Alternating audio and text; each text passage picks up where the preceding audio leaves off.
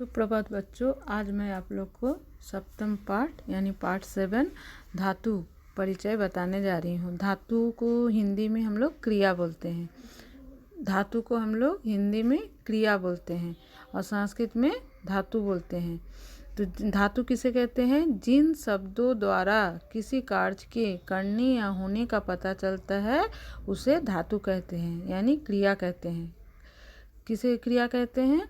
जिन शब्दों के द्वारा, ऐसा शब्द जिससे हमें कोई कार्य करने या होने का पता चलेगा उसे हम क्रिया यानी धातु कहते हैं। संस्कृत में धातु, हिंदी में क्रिया। धातु का प्रयोग काल के अनुसार होता है। संस्कृत में काल 5 होता है। काल को हम लोग संस्कृत में लकार बोलते हैं, हिंदी में बोलते हैं काल और संस्कृत में बोलते हैं लकार। उसी तरह हिंदी में बोलते हैं क्रिया और संस्कृत में बोलते हैं धातु। तो लकार जो है ये 5 होता है संस्कृत में।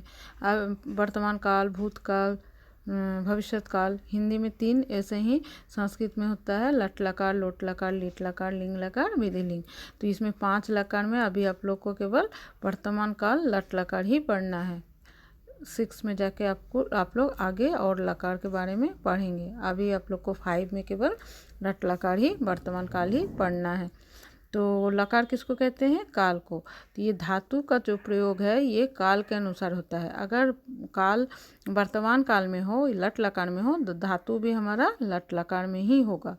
अगर भूतकाल में होगा लकार तो फिर हम उसको धातु भी उसी काल में होगा, यानी धातु का जो प्रयोग है वो काल के अनुसार ही होगा। इस पाठ में हम लट लकार यानी वर्तमान काल के बारे में पढ़ेंगे। लट लकार धातु लगाने का कुछ प्रत्यय है, वो नियम के अनुसार लगाया जाता है। ऐसे तो धातु जो है वो वचन के अनुसार प्रत्यय हम लोग जोड़ते हैं। तो पुरुष वचन के अनुसार, तो पुरुष होता है 3 संस्कृत में, प्रथम पुरुष, मध्यम पुरुष और उत्तम पुरुष। और वचन होता है संस्कृत में 3, एक वचन, द्विवचन और बहुवचन। तो एक वचन में उसका प्रत्यय क्या होता है, ये लट लकार का बता रहे हैं, वर्तमान काल लट लकार। तो ये एक वचन में क्या होता है? ती। अति लिखा हुआ है लेकिन ती बोल सकते हैं क्योंकि अ का उच्चारण यहाँ नहीं आएगा, ती होगा। जैसे पट धातु है, उसमें अगर अति लगाएंगे तो अ का लुप्त हो जाएगा, तो पठती हो जाएगा। ऐसे भी ठोक के बाद अ, हम लोग जब वर्ण विच्छेद करते हैं तो प जोड़ ठ जोड़ अ करते हैं ना, इसीलिए पठती अत लिखा हुआ है, अति लिखा हुआ है। तो इसको हम लोग ती ता अंति करके पढ़ते हैं, ती ता अंति। यानी एक वचन में होता प्रथम पुरुष में ती, द्विवचन में त और बहुवचन में अंति। प्रथम पुरुष का है। इस पाठ में केवल प्रथम पुरुष ही पढ़ना है, मध्यम पुरुष और उत्तम पुरुष इस पाठ में अभी नहीं पढ़ना है, इसीलिए हम केवल प्रथम पुरुष ही समझा रहे हैं। प्रथम पुरुष किसे कहते हैं? जिसके बारे में कुछ बोला जाए या कहा जाए उसको हम लोग प्रथम पुरुष कहते हैं। प्रथम पुरुष जब भी रहेगा और एक वचन रहेगा तो वहाँ पर हम क्रिया क्या लगाएंगे? ती। प्रथम पुरुष द्विवचन में हम क्या क्रिया के साथ प्रत्यय क्या लगाएंगे? त। और प्रथम पुरुष बहुवचन के साथ क्रिया का प्रत्यय होगा अंति। जैसे पट एक धातु हुआ, क्रिया, पट धातु मतलब क्रिया, तो इसमें हम प्रत्यय प्रथम पुरुष वर्तमान काल है इसीलिए ती लगाएंगे, तो क्या हो जाएगा? पठती। द्विवचन में हो जाएगा पठता, बहुवचन में हो जाएगा पठंती। और मध्यम पुरुष का होता है सी थ, तो पठसी, पठता, पठत। और उत्तम पुरुष में हो जाता है आमी, आवा, आमा, तो आमी, पठामी, पठावा, पठामा। तो ये हो गया तुम्हारा आपका धातु का परिचय। अब बहुत सारे आपके बुक में एग्जाम्पल उदाहरण दिया हुआ है धातु, और उसमें प्रथम पुरुष, एक वचन, द्विवचन और बहुवचन में दिया हुआ है। जैसे पट धातु मतलब पढ़ना, पठती, पठता, पठंती। लिख धातु लिखती, लिखता, लिखंती। खेल धातु खेलती, खेलता, खेलंती। खेलना, खेल धातु। ये सारा धातु है, पठ, लिख, खेल, खाद, ये सब धातु है। और इसका मीनिंग क्या हुआ? पठ मतलब पढ़ना, लिख मतलब लिखना, खेल मतलब खेलना, खाद मतलब खाना, वद मतलब बोलना। सभी में तीनों वचन में ये प्रत्यय लगा हुआ है लट लकार में। तो खेलती खेलता खेलन्ति, खादती खादता खादन्ति और वदती वदता वदन्ति। ये एक वचन में वदती यानी वह बोलता है, तब हम वदती करेंगे क्योंकि ये एक वचन हुआ ना, वह बोलता है एक वचन है, इसीलिए इसमें वदती करेंगे। जब ये दोनों बोलते हैं या ये दो बोलते हैं, ये वचन चेंज हो गया, द्विवचन हो गया, इसलिए इसमें ती नहीं लगाएंगे, इसमें क्या लगाएंगे त। द्विवचन में त लगाएंगे तो बदता हो जाएगा, तो क्या हो जाएगा तो बदता। और ये सब पढ़ते हैं, अब ये बहुवचन हो गया इसलिए बदंती होगा, बहुवचन में अंति लगता है।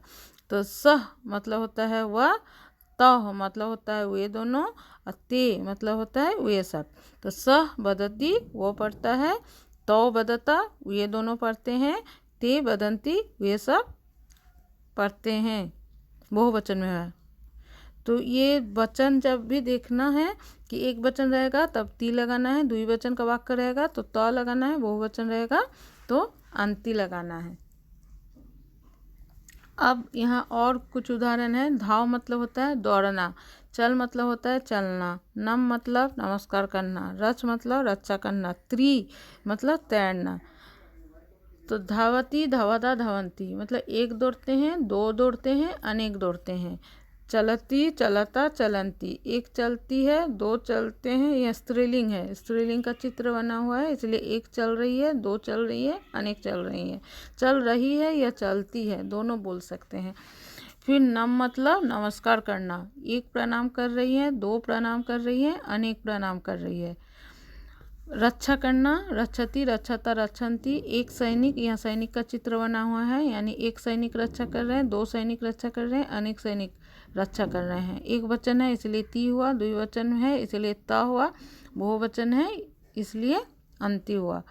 तैरना त्रि होता है, जब इसका हम रूप लिखते हैं तो तरती, त्रियति नहीं होता है, त्रि हटकर तर हो जाता है तो तरती होता है, मतलब तैरना। तो एक तैर रहे हैं, दो तैर रहे हैं, अनेक तैर रहे हैं, तरती तरता तरंती। तो वचन के अनुसार कैसे ये चेंज हो रहा है क्रिया धातु। तो यहाँ पर कुछ धातु दिया हुआ है, उसका अर्थ भी दिया हुआ है बुक में, और वो उसी तरह एक वचन द्विवचन बहुवचन में दिया हुआ है, ये आप लोग याद कर लीजिएगा। पद मतलब गिरना, भ्रम मतलब घूमना, बी उपसर्ग है उसमें कस लगा हुआ है, विकसती विकसती विकसता विकसंती मतलब खिलना। पा धातु है, इसको जब हम लोग रूप चलाते हैं तो पिब हो जाता है, पावती नहीं होता है, पिबती पिबता पिबंती होता है। दृश्य एक ऐसा धातु है जो इसको जब हम रूप चलाते हैं तो ये चेंज होकर पश्य हो जाता है, मतलब देखना। तो पश्यति पश्यता पश्यन्ति, दिश्यति दिश्यता नहीं होता है, तब गलत हो जाएगा। दृश्य का हमेशा याद रखिएगा, पश्य होता है, कुछ परिवर्तन हो जाता है, ऐसा कुछ धातु है परिवर्तन होता है। गम का गच्छ हो जाता है, गच्छति गच्छता गच्छन्ति ये जाना होता है। दा का यच हो जाता है यानी देना। तो जब रूप चलाएंगे तो यच, अगर हम बोलेंगे कि दा धातु लिखिए रूप लट लकार में तीनों पुरुष में, तो उसमें दादाती दादाता नहीं लिखी, यच्छति यच्छता इच्छन्ति लिखना है। स्था रहेगा तो तिष्ठति तिष्ठता तिष्ठन्ति, स्था मतलब बैठना।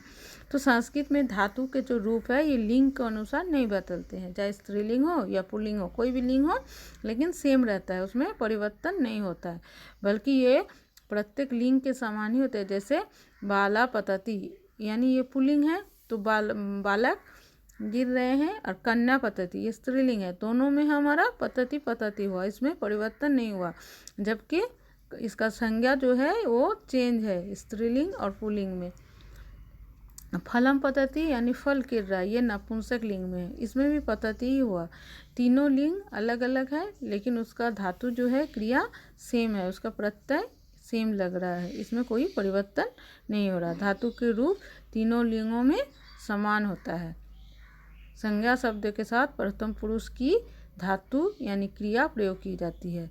धातु जो है क्रिया जिसको हम लोग हिंदी में कहते हैं, ये केवल प्रथम पुरुष में ही लगाया जाता है।